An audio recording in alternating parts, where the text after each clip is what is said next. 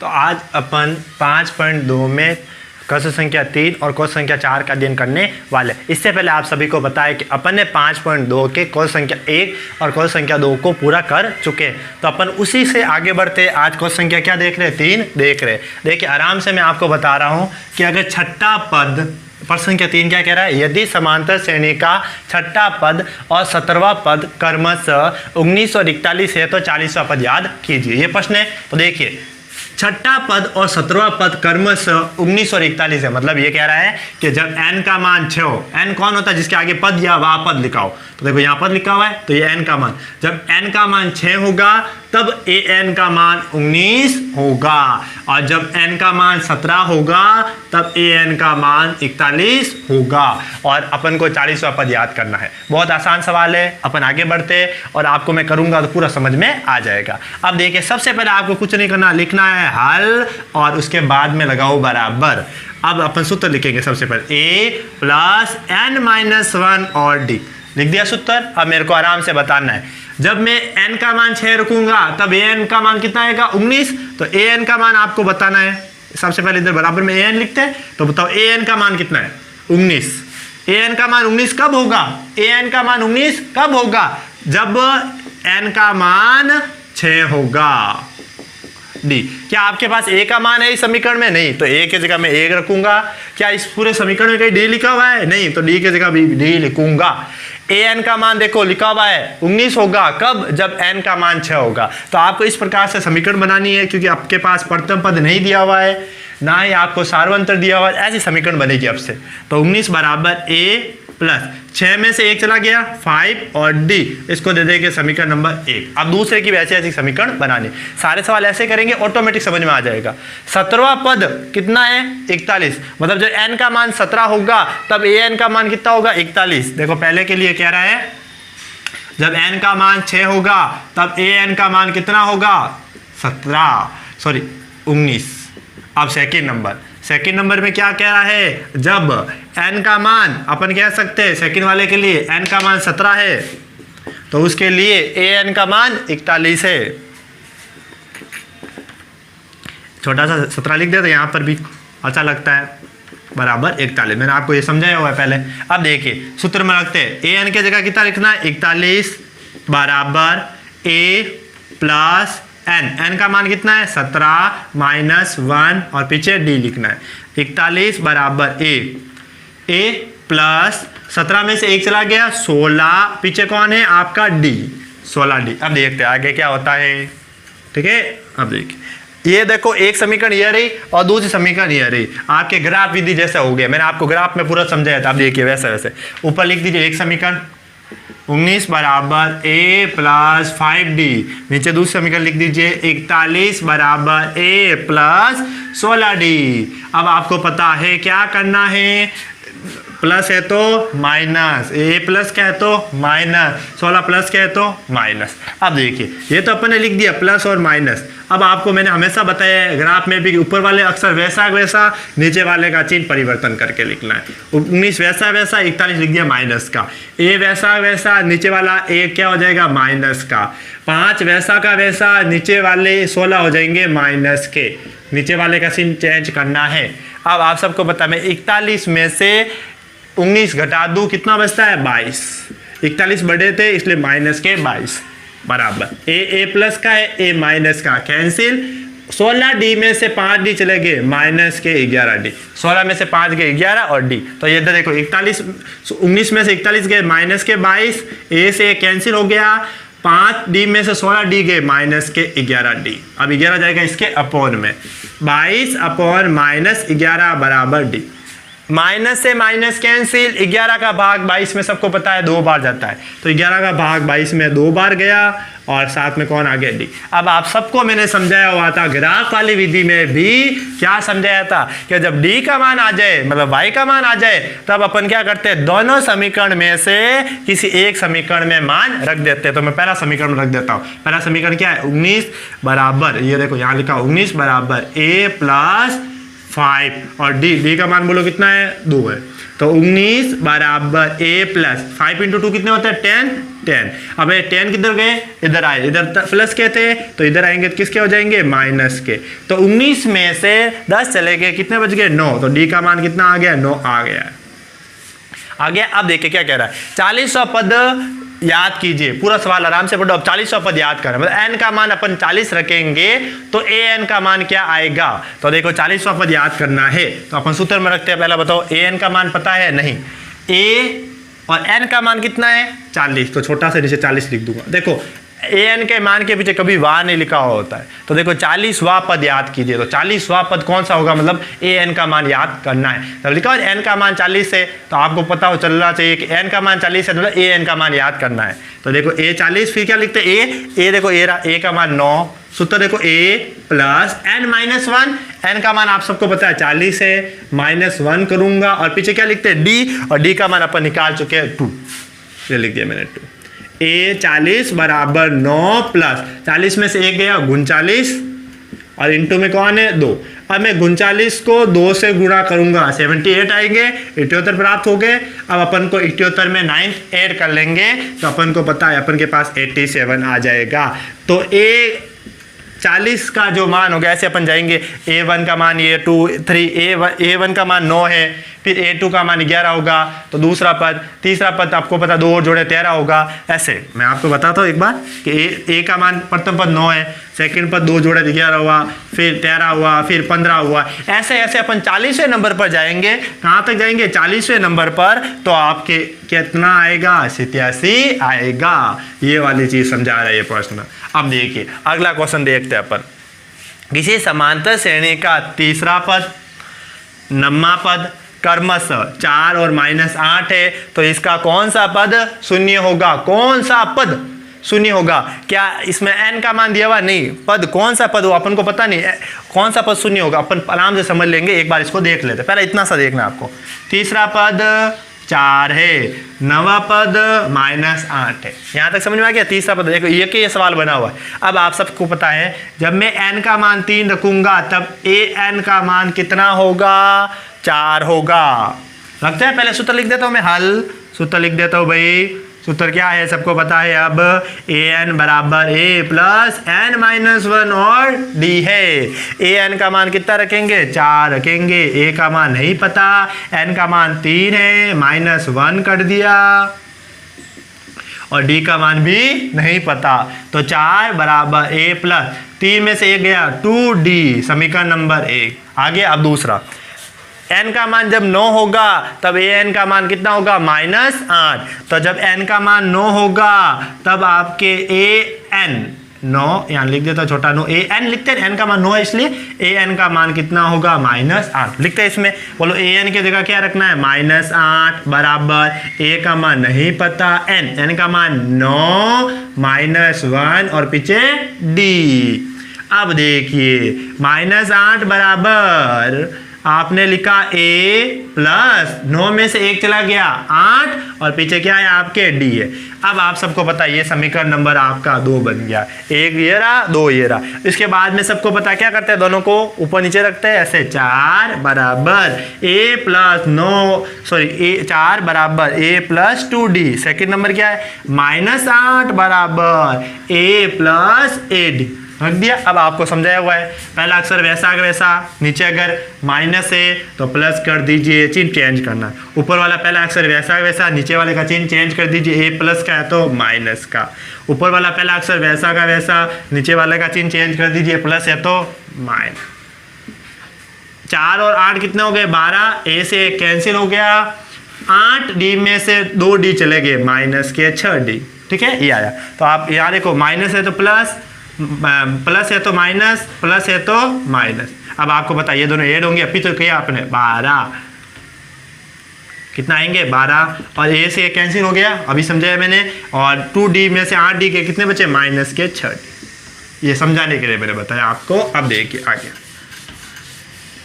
अब देखिए ये 6 कहाँ जाएंगे इसके अपॉन में, 12 अपॉन -6 बराबर d। 6 का भाग आपको पता है 12 में कितनी बार जाता है 2 बार, तो 6 का भाग 12 में गया 2 बार और साथ में कौन है माइनस, तो माइनस के 2 आया। डी का मान कितना आया -2, डी का मान आ गया। अब आप सबको पता है अपन ने पहले ही चेक कर दिया है, बताओ क्या कि जब भी डी का मान आए तो अपन समीकरण नंबर 1 या 2 में रखेंगे। तो मैं हमेशा 1 में ही रखता हूं, तो 1 में रख देते हैं 4 बराबर a + 2 इंटू डी का मान बोलो कितना है -2, डी का मान -2, a बराबर 4 a प्लस, अब बताओ 2 इंटू 2 कितने होते हैं 4, देखो प्लस इंटू माइनस सबको पता है माइनस होता है, 2 इंटू 2 कितना होता है 4, तो 2 को 2 से गुणा किया कितने हो गए -4 हो चुके हैं। अब आप सबको पता अगर कोई संख्या इधर माइनस की हो उसको मैं इधर से इधर भेजूंगा, किसकी हो जाएगी प्लस की। तो देखो ये 4 है, ये 4 माइनस के इधर आए तो किसके हो गए प्लस के, बराबर a। 4 और 4 कितने हो गए 8, a का मान 8 आ चुका है। अब अपन अगला लास्ट वाला ये चीज देख रहे हैं, अब ये वाला कौन सा पद शून्य होगा, मतलब ये पहला पद शून्य होगा, दूसरा पद होगा, तीसरा पद होगा, 10वां पद होगा, कौन सा पद शून्य होगा कि an का मान कब शून्य होगा। प्रश्न ये कह रहा है कौन सा पद, देखो पद के आगे कोई होगा, वो कौन होगा n होगा, कौन होगा n। तो क्या n का मान नहीं दिया हुआ है, जी नहीं, तो कह रहा है n का मान कब शून्य होगा, तो अब कह रहा है n का मान कब शून्य होगा, मतलब an का मान ऐसा क्या आएगा जब n का मान शून्य हो जाएगा, मतलब an का मान कब शून्य होगा। ठीक है, कौन सा पद शून्य होगा, तो आपको कह रहा है कि an का मान कब शून्य होगा। अभी आपको वापस समझाऊंगा और देखिए, अब आपको an का मान क्या रखना है, an का मान कब शून्य होगा ये चेक करना है। अब देखो an के जगह क्या रखना है अपन को 0, मतलब an का मान 0 कब होगा, n का मान ऐसा कितना होगा जब an का मान क्या आ रहा है 0 आ रहा है। देखते हैं अपन, तो आप सबसे पहले an लिखते, an के जगह मैंने लिख दिया 0, क्योंकि आपको पता लगा ना 0 कब आएगा, तो an के जगह लिख दिया मैंने 0। फिर क्या लिखता हूं मैं, बोलो a का मान बोलो 8 प्लस n का मान पता है नहीं, n का ही तो निकालना है पता, n -1 और पीछे क्या लिखते हैं अपन d का मान है -2। सबसे पहले 8 इधर है प्लस के, इधर भेजे तो किसके हो गए माइनस के, फिर n-1 और -2। मैंने आप सबको समझाया हुआ, इसको वापस लिख दो तो एक बार -8 बराबर n-1 और -2। अब आप सबको पता है कोई चीज गुणे में हो, कोई चीज अगर क्या हो गुणे में, कोई चीज गुणे में हो तो इसको कहाँ भेजना आपको बट्टे में, तो -8 अपॉन -2 बराबर n-1। अब आपको पता है माइनस माइनस कैंसिल, 2 का भाग 8 में कितनी बार जाता है 4 बार, बराबर n-1। अब ये 1 किसका है माइनस का, इधर आएगा किसका हो जाएगा प्लस का, तो 4 + 1 बराबर n, 4 में 1 जोड़ा 5 बराबर 1। अभी मैंने कहा ये वापस समझा रहा हूँ मैं, देखो वापस बता रहा हूँ कि देखो आपका a का मान कितना आया, देखो 8 आया, a का मान कितना आ गया 8, an का मान कितना है -2। अब -2 तो अपन को पता है घटेंगे, सारवंतर हमेशा क्या होता है घटता है, तो प्रथम पद अगर 8 है तो सेकंड पद क्या होगा 2 घटा दो 6, थर्ड पद क्या होगा 4, तीसरा पद 4 है, ठीक है, चौथा पद आपको और 2 घटाओ ये हो गया, पांचवा पद क्या है 0। तो यही तो प्रश्न पूछ रहा था कि कौन सा पद 0 है, तो 0 तो है एक पद, ये तो पहले ही बता दिया, लेकिन कौन सा है, तो पहला दूसरा तीसरा चौथा पांचवा पद 0 है, ये देखो पांचवा पद 0। बस ये आपको चेक करना था, तो आप एक बार इसका स्क्रीनशॉट ले लीजिए पूरे का।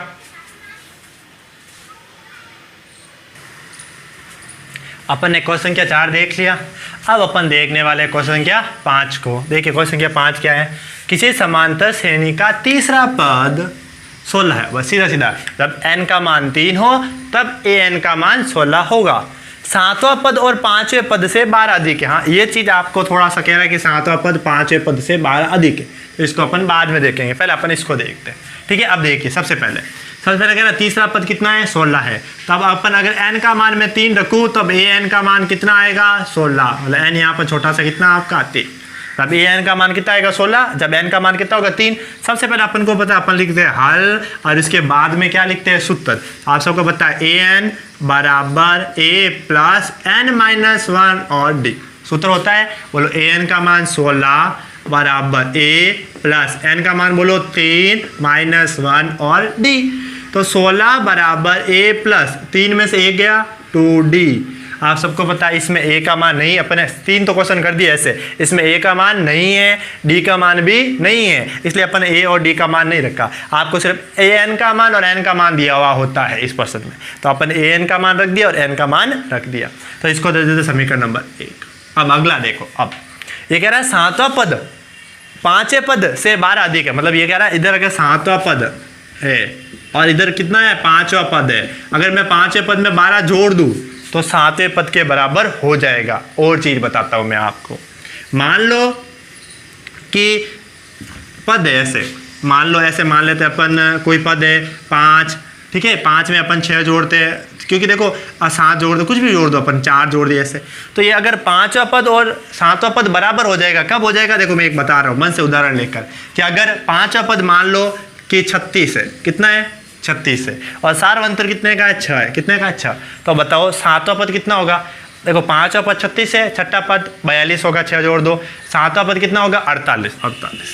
अब देखो सातवां पद और पांचवा पद बराबर है, कब, जब 36 में मैं क्या जोड़ दूं 12 जोड़, बस पांचवा पद और सातवां पद बराबर होगा जब इसमें मैं 12 ऐड कर लूंगा, तो अब दोनों का an का मान क्या हो जाएगा बराबर। अभी भी समझ में नहीं आया कोई बात नहीं, अपन इसको हल करेंगे ना तब पूरा समझ में आ जाएगा।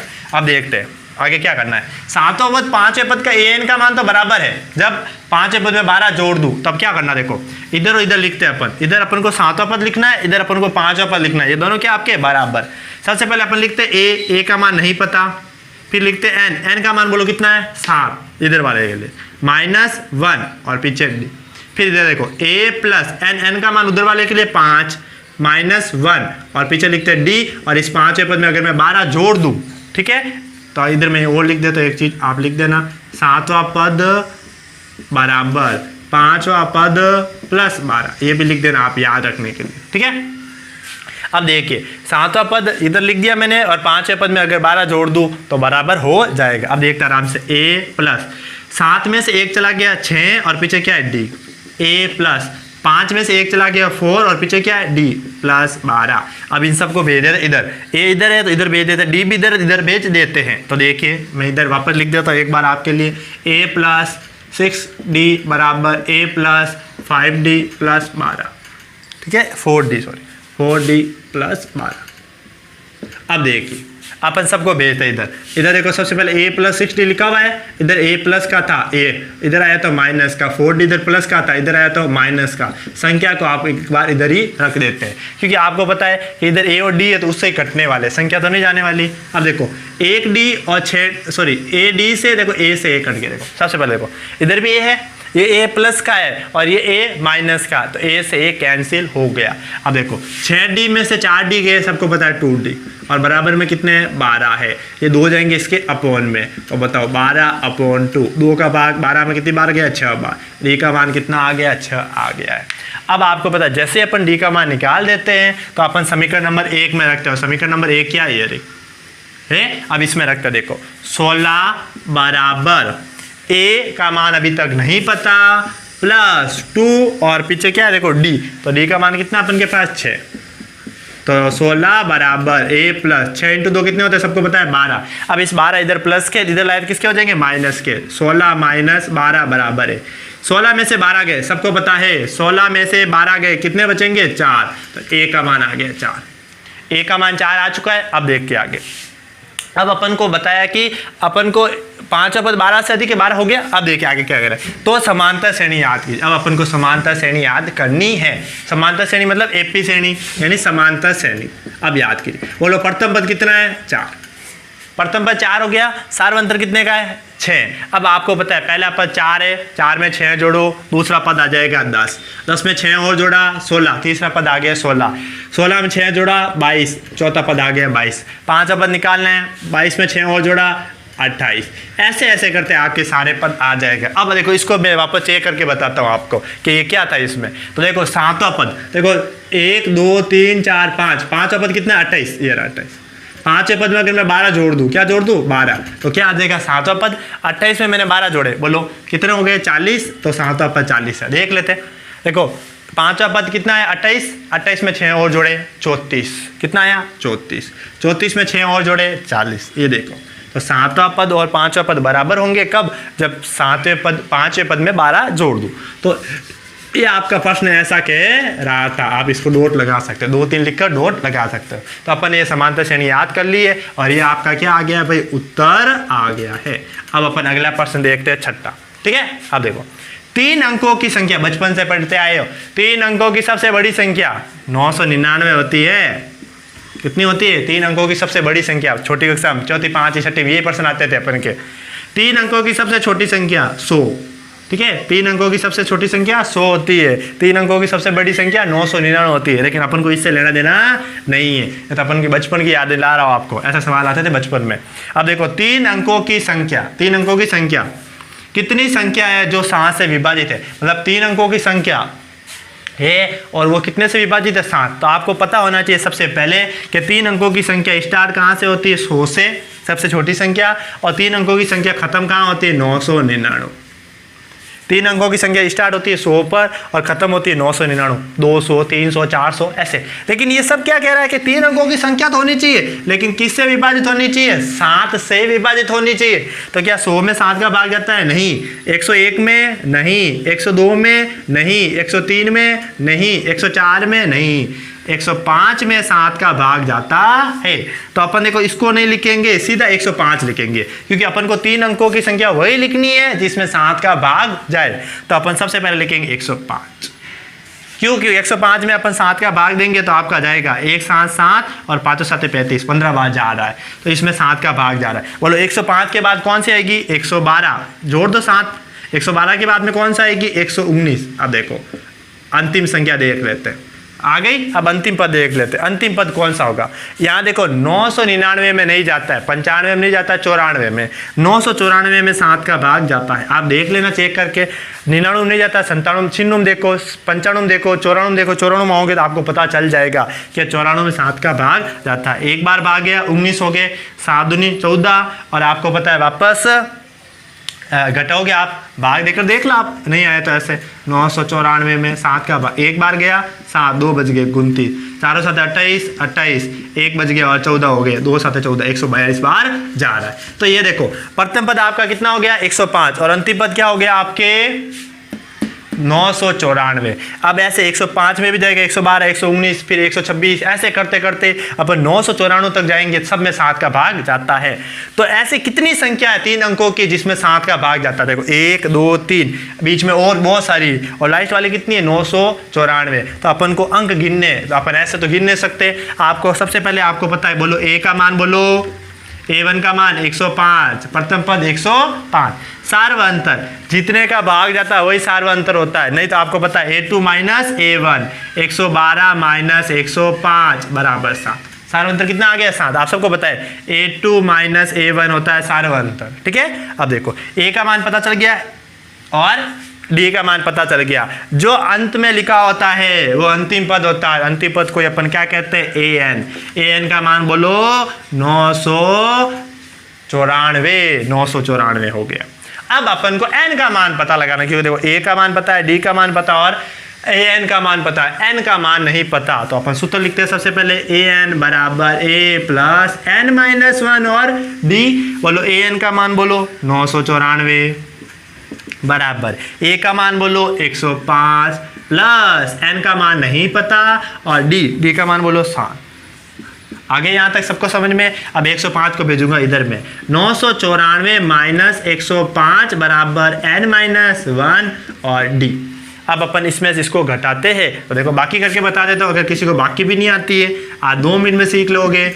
इधर इसको उधार दिया 14, 14 में से 5 गए, कितने बच गए? 9, इधर 8, 8 और 0 तो 8 ही होंगे, और 9 में से 1 गया 8, कितना आया अपन के? 899। तो इसमें इसको घटाया, कितना है? 899 बराबर n माइनस 1 और 7, 7 जाएंगे इसके बट्टे में, तो 899 अपॉन 7 बराबर n माइनस 1। अब अपन इसका दे देते हैं भाग, ठीक है। भाग कर लेते हैं छोटा सा फटाफट में। 899, ठीक है, 7 का भाग गया एक बार, 8 में 7 गया 1 और 18, 7 दूनी 14, तो यहाँ लिखे 14, 18 में से 14 गए, कितने बच गए? 4, पीछे 9, सातों साथी गुण 50, 127 बार। कितनी बार गए? 127 बार। तब अपन इसको देखिए 7 से जब इसका इसमें डिवाइड करते हैं तो अपन के कितना आता है? 127 बराबर n-1। अब आप सबको पता है ये माइनस का 1 है, ये इधर आएगा तो किसका हो जाएगा? प्लस का 1। तो 127 बराबर है n-1। ये n जो माइनस का 1 है, ये इधर माइनस है, उधर जाने पर किसका हो जाएगा? प्लस का। तो 127 प्लस 1 बराबर n। 127 में 1 जोड़ा तो 128। n का मान कितना आ गया? 128। मतलब ऐसे 3 अंकों की ऐसी कितनी संख्या है? 128 संख्या है, जिसमें 7 का भाग जाता है। जैसे पहली संख्या 105, दूसरी 112, 119, फिर 119 के बाद में 126, 126 के बाद में आपको पता है 7 और जोड़ेंगे 133, 45, ऐसे ऐसे करते हुए अपन 9 से 94 तक जाएंगे, तब कितनी संख्या हो जाएगी? 128। तो n का मान कितना? 128 है। तो आप इसका स्क्रीनशॉट ले लीजिए।